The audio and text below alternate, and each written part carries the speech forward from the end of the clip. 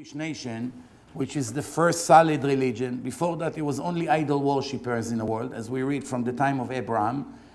The Jewish nation had a public event that changed the face of the world and history for good.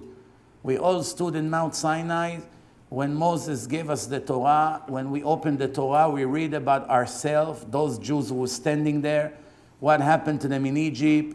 It's written in the Torah that they all heard the voice of God, all of them, and obviously if it would not be true, they would not agree to accept the Torah. Because when you come to secular Jews today, you can beg them sometimes for weeks to become religious, and they refuse. Leave me alone, you be religious, live and let live. I'm not interested. I like the way I am. Nobody wants. Not nobody, but the majority of the people, they give you very hard time until they're convinced to keep some of the laws. That's the way I'm talking from 21 years of experience. It's not easy. But in one day in history, the entire nation turned into a religious nation. They received the book. They all started to keep the laws. Some of the laws are very strange in a human logic. It's very difficult to understand those laws. Sacrifices, the Sabbath, not eating chametz, 5 kinds of grains. Who cares? If a human being would make the laws, obviously the last thing he would care about what you eat or certain things that you do or not do. He would try to make a better society. So he would say, you should not kill, you should not steal, respect your parents, don't touch someone else's wife. He would make some rules to keep civilization and healthy society, and he would make all the laws based on his common sense. But when we review the Torah, we see that about 80% of the laws of the Torah are divine, meaning it's impossible to understand them in human logic. Even if you learn many, many years of Torah, you still have so many secrets relates to those commandments that only we're going to understand that when we move to the next world. Right? As of now, it's a decree. You have to keep it. That's what God say. Accept it, no questions asked. One of the laws of the Torah, ve'ahavta lereacha kamocha. You should love your fellow Jew like you love yourself. It doesn't mean you should hate the Gentiles. You should respect the Gentiles. You're not allowed to steal from them. You have to, appreciate what they do for you. Basically, you don't have any permission to hurt the Gentiles in any possible way. But obviously they're not your brothers, they're not from the same family. So the same way every normal person loves his brothers and sisters more than he loves strangers on the street, but not even from his nation, that's perfectly normal. You have an obligation to love your relatives more than you love strangers. Even among the Jewish nation, you have your brother and you have a stranger. If you have enough money to help one of them, assuming your brother is normal and is not doing bad things with the money, who do you have an obligation to help with? You have to help your brother. And if you have leftover, then you help the stranger. And if you have leftover, then you help the non-Jew. There is a list of priorities, and everybody understands it makes perfect sense. Same thing the Gentiles. They help their own people. Muhammad helped Mustafa. Chris helped John. Yosef helped Yitzchak. Perfectly fine, no complaints. However, there is a misunderstanding what it really means, ve'ahavta lereacha kamocha. Is it really possible for a person to love someone else, even his own brother, just exactly the way he loves himself? Is it possible? Let's say you have a friend, colleague at work. You work with him, nice guy. Can you love him exactly like you love yourself? Can you love your nice neighbor? You're crazy about him. He's wonderful. But can you love him exactly the same way you love yourself? The answer is absolutely not. So what's going on here? We have a rule in Judaism that God doesn't give a test to people unless if they can pass it. Same way, a father will not ask his 3-year-old child to pick up a refrigerator on his back and go 10 flights up, and then if he doesn't do it, he will give him a strict punishment. That's not a normal father. Why are you giving a 3-year-old such an assignment and there's no chance that he can ever do it? and on top of it give him a punishment, and sometimes death penalty, as some of the laws of the Torah. It cannot be that God is worse than a crazy human being. It cannot be. Simple common sense. So if he told the Jew, you should do A, you should do B, you should do C, that's for sure that to say that it's possible and there's no problem doing it. It may be difficult, but it's not impossible.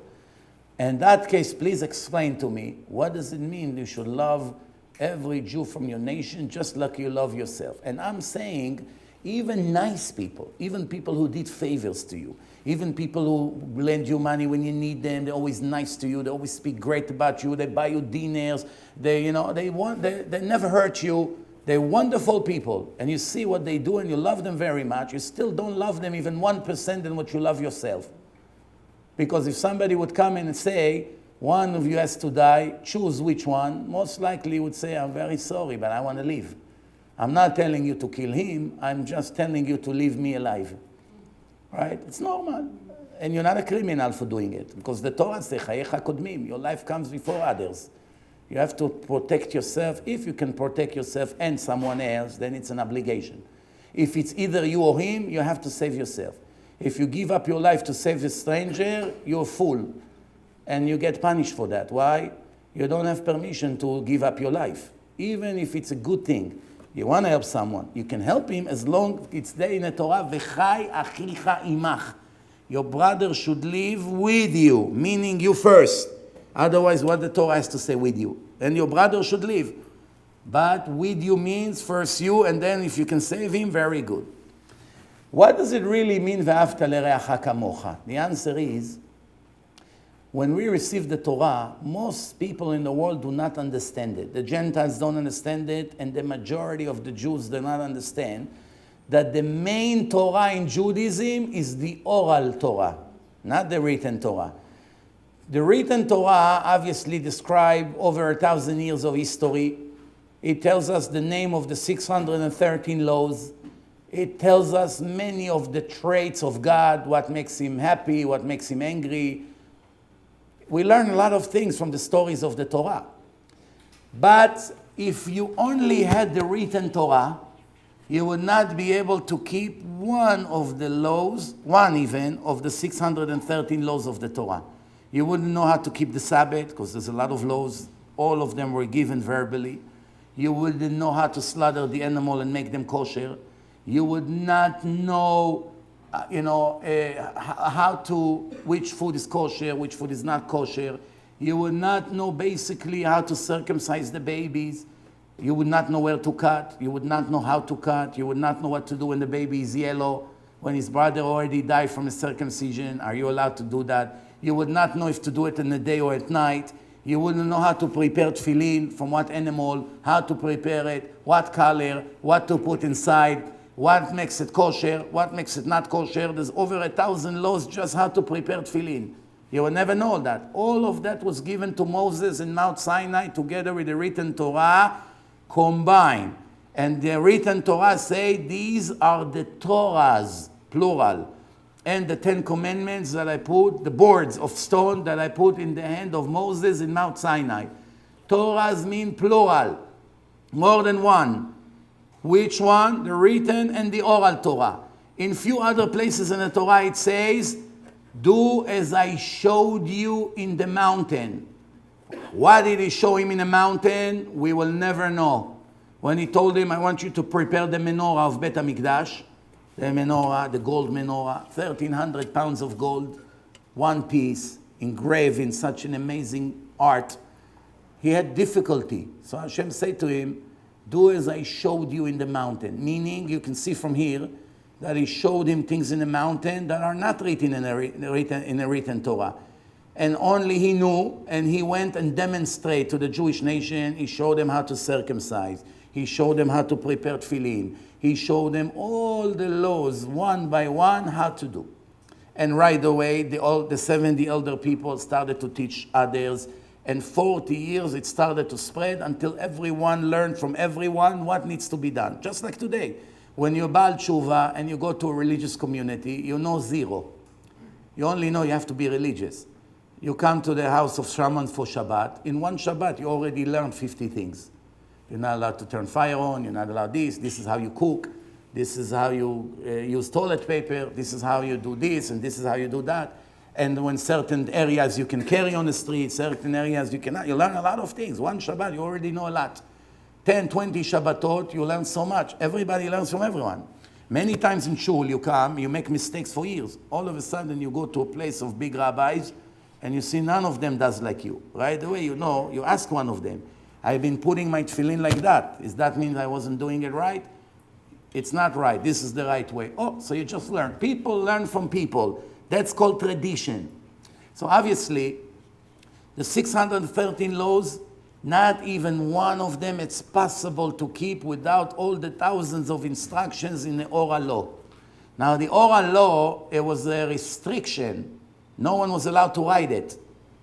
And if person wanted to write some memos to remind himself what he learned in yeshiva, all he was able to write is one topic per scroll.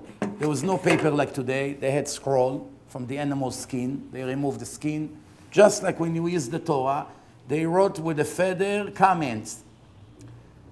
The only way they were able to do it is one topic per scroll, meaning if it falls in the hands of the Gentiles, they will not have the entire Torah written, the oral Torah. Meaning if a non-Jew will have the written Torah, he will not be able to keep one of the laws that God gave to the Jews. Why? Because the laws are only for the Jews. There are specific laws in the Torah that it says clearly that only the Jews are permitted to keep. For instance, the Sabbath. Only for the nation of Israel. It's an eternal covenant between me and the nation of Israel for eternity. Meaning the Gentiles are not allowed to keep the Sabbath, even if they want very much. Not only they don't have to, if they want, they're not allowed. Other things they're allowed. If they want to eat kosher, no problem, you can eat kosher. If they want to put mezuzah in their door, as long as they respect it, they're allowed. They want to dress modest, very good, recommended. There's no contradiction. Most of the laws, the non-Jews are allowed. But there are few specific laws. For instance, learning specific Torah, Jewish law, they're not allowed to learn. It's only for my children I give. Keeping the Sabbath, they're not allowed to keep. The specific things that the Torah say clearly only for my children. Other things, everyone is welcome. This is an eternal covenant between me and my children. Only my children are allowed to keep. So far, everything is clear.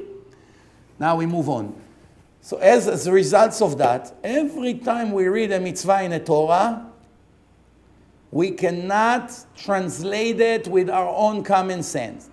Even we think we understand the literal meaning, we read what it means. The Torah is not translated literally. Many of the times, what you read and what the real law is completely different. For instance, the Torah says 3 times, "Lo tevashel gdi b'chalev imo." Don't take a goat, a sheep, and cook it in the milk of his mother. Meaning, take his meat, cook it in the milk of his mother. If you translate it literally, that means the only restriction is not to take lamb chops, dip them in milk, and cook it on a grill. That's not allowed. But the cow, beef, it's no problem because it spoke about gdi, and I'm taking a cow. But obviously, when you go to the oral law, it says all kinds of meat, and not only that, why it repeated 3 times, the oral Torah explained, to teach you 3 different laws. One, that you're not allowed to eat it. Second, that you're not allowed to cook it even for non-Jews. Not allowed to put them together and cook them.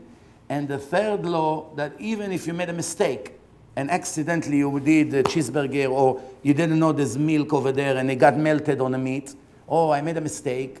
I already made a sin, not intentionally. Okay, now why should I lose $10?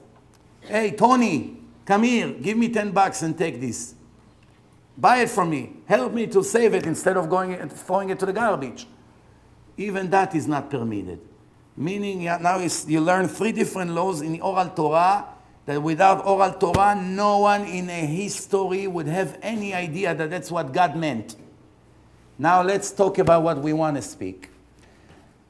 You should love your brother like you love yourself. You should love your fellow Jew like you love yourself. Doesn't mean literally that I have an obligation to love every Jew that I see on the street just like I love myself. No, not at all. It's not realistic. It's not possible. If you think it's possible, think again. I will prove to you that it's not possible. How do I prove to you?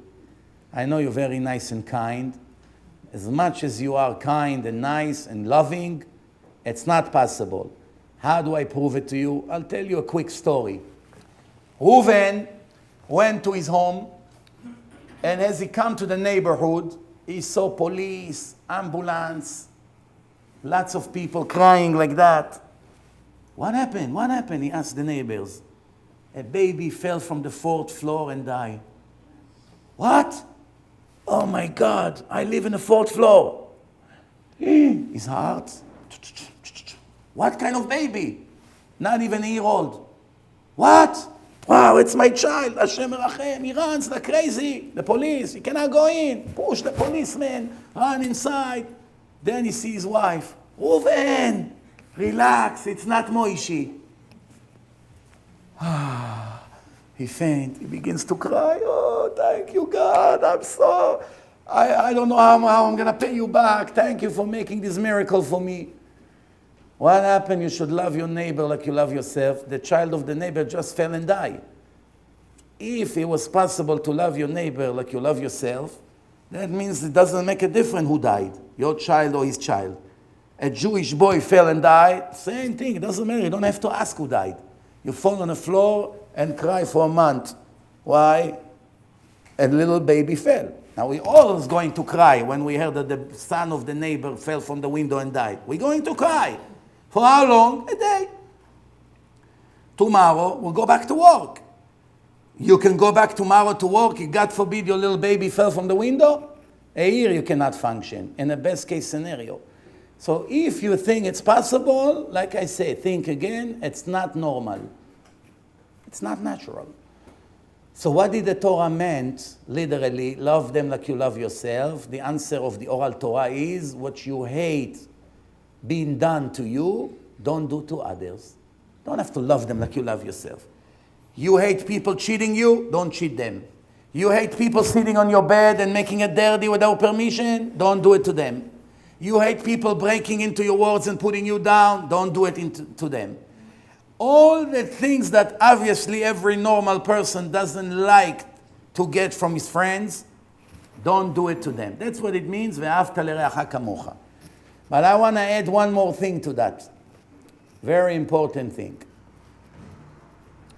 What is it? What do you think would be the nicest way to prove to your friend that you love him very much? Give me your idea.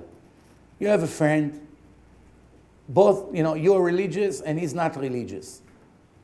And you want to show him how much you love him to the maximum level possible of two friends, not family, friends. What do you think would be the nicest way to prove to him that you love him? Yes? Take him on a trip to hell? To where? Trips can be different places. Yeah. What do you think would be the way to prove to him that you love him? So if you ask ordinary people to give him money, to take him on a trip, to share my cocaine with him, or heroin, that's how the bodies are doing. Hey, buddy, try it. I will make you forget. I will make you die. That's what they will make you. But maybe he meant well. I don't know. My answer to you is, you have an opportunity. Yeah.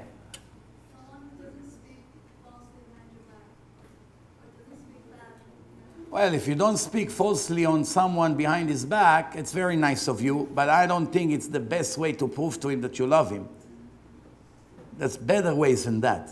That's mandatory. This you should not do to any human being. It's a way of life. Why are you speaking behind people's back and ruining their reputation? It's a different violation of the Torah. I'm not talking about people that are not decent. They like to hit each other with their mouth. No. I'm talking proof that you love them, yeah. Be there for him even at a time when it's the hardest and most difficult for you.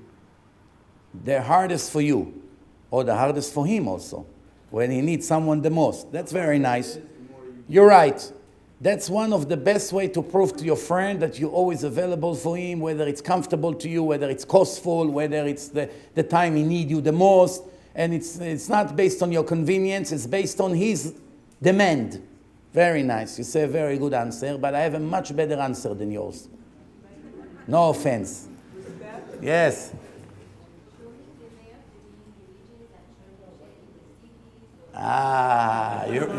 You ruined the whole quiz here. Tov, no, I hope they didn't hear you. So I will repeat her words in a little bit more clear way. Listen to what I say. The Torah has another commandment. What is it? It says, "Ocheach tochiach et amitecha velo tisa alav chet." Every religious Jew that lives by the law of God has an obligation, not recommendation. Obligation. Just that you have an obligation not to eat pork, and you have an obligation to pray, and you have an obligation to do charity to the poor people. There's obligations. One of the obligations is when you see a Jew that is lost spiritually. He lived in a total spiritual darkness. He doesn't know who God is. He doesn't believe the Torah is from God. He doesn't follow anything. He lives completely like a Gentile. Complete atheist. His life has no direction. Not to talk about horrible things that he does to himself. When you see him, there are two ways to handle him. One is to say, what is it my business? I'm religious? Yes. My wife religious? Yes. My children religious? My brother, sister, my parents? Leave me alone with him. I have to focus on my own life. What is it? I'm going to waste my time and efforts and money to go beg him? No, it's not my problem. I take care of my own children. That's my obligation. The Torah didn't say that. The Torah says you have an obligation and to speak to every Jew that you have relationship with. Not every Jew on the street. You're not obligated to stand here on Shabbat in Pico Boulevard. Excuse me, you're a Jew, I know you, it's Shabbat. Why are you driving the car? No. That's not the obligation. Otherwise, you will never be able to leave the street. All week you have to scream to people. So, that's not your obligation. But people that you have relationship with, neighbor, cousin, uncle, parents, children, all kinds of things like that. People that you have some kind of conversation. Speak about sport, you speak about politics, you speak about Obama, whatever you speak about, you already have a key to his heart. He's willing to give you a chance to speak. You have to always think, how do I open up the eyes of this blind brother of mine that lives in a darkness and is on the way to a total destruction? This is the way you have to think. You don't think about the nonsense that you talk about. This nonsense is not going to get you anywhere. Right now you have to think about life-saving. How do I save this drowning person from losing his eternity? That's the first thing that you are obligated to think when you speak to every Jew that you have relationship with. Amitecha, someone, a colleague, friends from work, you work in the same section. He drives you, he's your chauffeur, he's a taxi driver who comes constantly to give you rides. Any person that you already developed some kind of a relationship, you have an obligation to speak to him. Now what happens if you're not such a great speaker? Not everyone knows how to present religion. So, what she said, you get always some bunch of CDs of mine, of other speakers, that you know they are very convincing and proving, and make sure you always have with you, and whenever you come across friends, buddy, you must watch this DVD. What is this? It's amazing. What's in it? It gives you the answer to every question you ever heard about the world. Who made the world? Who is God? What are we doing here? What is it, the soul? How do we know there's life after death? Lots of proofs here. Incredible video. That's it. That's your obligation. Nothing else. You give him this, cost you $1. You give him from your charity. Anyway, you have to give charity. You give it to him. My friend, here it is. Watch it. 50% chance he'll watch. 50% chance to put it in the garbage or forget about it on a shelf, or maybe remember it after he had an accident next year. Sometimes they remember that a year later. I wonder what this has to say about God. Now when these things happening to me, oh, I remember this rabbi gave me a CD. Let me search for it. And he puts it in, Rabbi, you know how many times I heard it? Why didn't I listen to it when you gave it to me? Now exactly what you warned in your CD happened to me. You missed the train, my friend. What can you do? One guy, I gave him a CD about intermarriage and the restriction that Jews have in the Torah not to marry other nations. Jew doesn't have permission to have kids with a non-Jew. Doesn't have permission to have relationship, doesn't have permission to get married. It's restriction in the Torah. Not because the Gentiles are bad, not because they're not as good as us. Maybe they're smarter, maybe sometimes they have better heart, maybe they behave better, maybe they're rich, maybe they're famous, maybe they're clever, whatever the case may be. Take the worst Jew in history that is despicable in the eyes of God. The worst. Drug dealer, murderer, whatever you want to say, you say. And take the greatest Gentile woman on earth. Modest, nice, beautiful, rich, caring, polite, manners, come from an important family. The filthy person that is coming from a Jewish nation, that is by all standards the most wicked person on earth, and she's the most righteous Gentile on earth, and in the eyes of God she's a million times better than him. No discrimination. This field cannot marry her.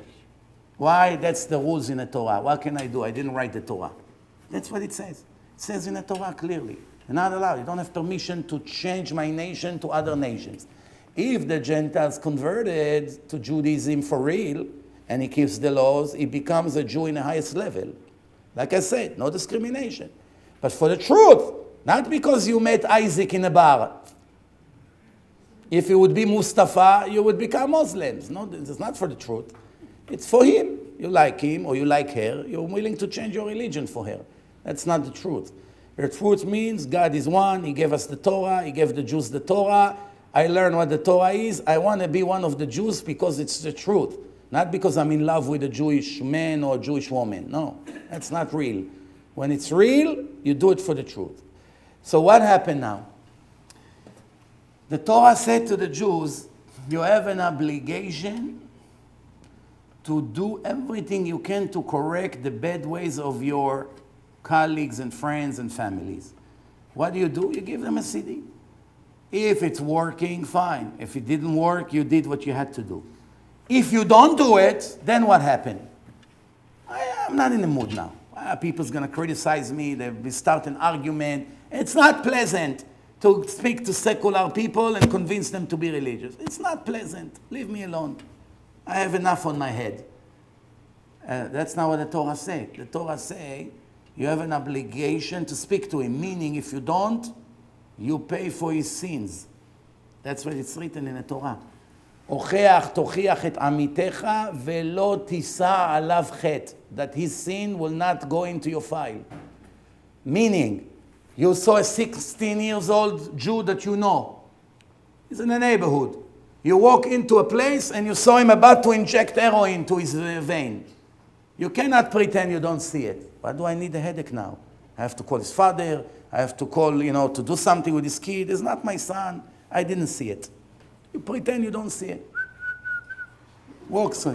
What? Headache now. I'm going to come to his father. He's going to get angry. Why are you giving me such bad news?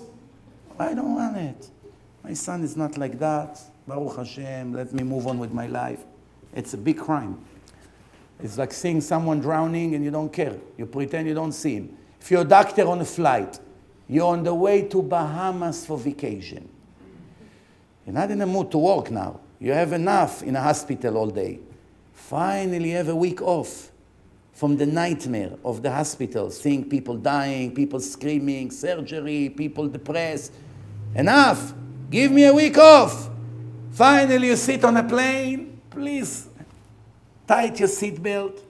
Get ready for a wonderful flight. Excuse me, any doctor on a flight? Someone is getting a heart attack, panic attack, whatever. Oh my goodness now. Some doctor, I don't care. They don't know I'm a doctor. I'm going to start taking care of this woman. They're going to land the plane. I'm going to have to go with her to the hospital. I miss my vacation. It cost me $3,000 a day at the hotel. Who's going to pay me for that? Pretend he doesn't hear. If they'll find out that he was on a flight, would he ever be able to practice medicine? It's done. That's it. You cannot have ever, they take away his license, finish, you're a murderer. You don't care about life of people. In Israel, they wanted to make a law that doctor will be able to give medicine to patients to kill them if they don't have hope, meaning they're going to die anyway, to save them the pain and the suffering. They're about to pass a law that doctors will be able either to disconnect them or to give them some kind of an injection or pill that they take and they die. The head of the doctor organization in Israel, the chief doctor, he gave a speech in the Knesset, in the Israeli government. What did he say? He said, doctors' job are to save life, not to kill life. That's what he says. If we're going to do both, on one hand we're going to save life, and on the other hand we're going to shorten life, eventually would lose our credit in the eyes of the public. I am against it. They canceled the law based on his speech. They were about to allow it. They begin to cut people's life. It's a very, very big thing. Sometimes they want the bed. The hospital lose money. There's no health insurance. Yalla, let's cut him now. Maybe we'll wake up one day. Some people come out of coma. Some people came out and went back to normal life. I don't have time to keep him here every night. It's $3,000. גדל והתקדש, שמי רבה. מי שברך אבותינו אברהם, יצחק ויעקב, הוא יחוס ויחמול על נפש, רוח של הנשמה של מיסטר כהן, whatever. That's a very big risk. Once you allow it, you don't know where it's going to end. So, how do you show a Jew that you love him the most? You speak to him even hard words. Why? I speak to you because I love you. And I always give this example when people asking me, why God is so strict with the Jewish nation? More than any nation in the world. In one hand, it says in the Torah, we are the chosen people. He chose us from all the nations. But history shows there's no nation that suffer more than the Jews. There's no question about it. All Gentiles admit. One tragedy after the other. Holocaust, pogroms, problem, destruction of the first temple, destruction of the second temple, 2,000 years of exile, spreads all over the world, lost their country, finally came back to the country, had to fight. Now 1 day of rest from the Arabs, every day a different terrorist attack. Non-stop. Anti-Semitism all over the world. Half of the world hates the Jews. The United Nations exist only to destroy Israel. That's the only reason they exist. All their votes were against the Jews from day one until today. They don't care about anything else happening in the world. Not what happened in Syria, not happened anywhere else. Everything is constantly against Israel. What's going on? God's supposed to love us, no? So I said, let me give you an example. A person, 1 o'clock at night, found out that his son is not in his room. Where is he? He asked his wife. I don't know. He escaped from the window. A father that cares about his son gets very nervous, no? Where did he go at 1 o'clock at night from the window? For sure not to volunteer to wash dead bodies in Chevrat Kadisha. It's not exactly my son. He has to be doing something bad. He takes his car. He drives in town like Mishuga, calling his friends. Did you see Moishi? Did you see him? Did you see him? No. One guy say, I think he's in a park. Right away, drives to the park. He sees Jule, his son, smoking something he's not supposed to smoke, with 9 other of his friends. They're all in good mood. He sees his son, the star of the gang. What would be the reaction of the father, especially if he's Israeli? He would come to give him such a smack. Pa-pam! It's on the floor. And then he said to him, "Oi! Why are you such a cruel person? Why is such a why are you always torturing me? Why not him? Why not him? You always hit me. You never do anything to anyone. So the father will answer, you fool. I only care about you. Why do I care about them? I know them b'chlal. I don't even know their names. Who are they for me? I only care about you. You're my son. I see what you're doing now. It kills me. So I'm strict with you because I love you. Make sense or no? Now you understand 2,000 years of tortures. One problem after the other. Listens to me. You don't listen to me, I send Adolf. You don't listen to me, I send Muhammad. You don't listen to me, I send him. I send Saddam. I send Hezbollah. I send Hamas. I send ISIS. When are you finally going to get the point? Stubborn. We continue with our nonsense. That's one thing. ואהבת לרעך כמוך is to save his soul before you save his body.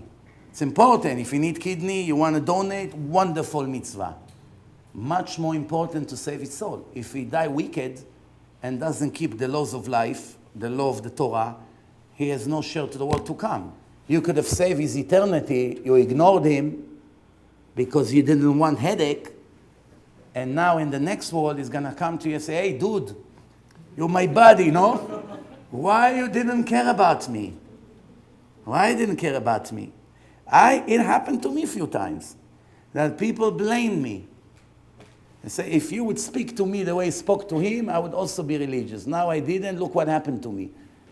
Try to feel the horrible feeling when you hear such thing. Try to feel. Sometimes a person say to me, you have to go speak to this guy. He's about to do this, he's about to do that. But not always you have the time. You can't run to every person. And then he said to you, oh, you know, remember the guy asked you to come? He killed himself. No, what are you going to do now? You sit for 3 years and eat your heart.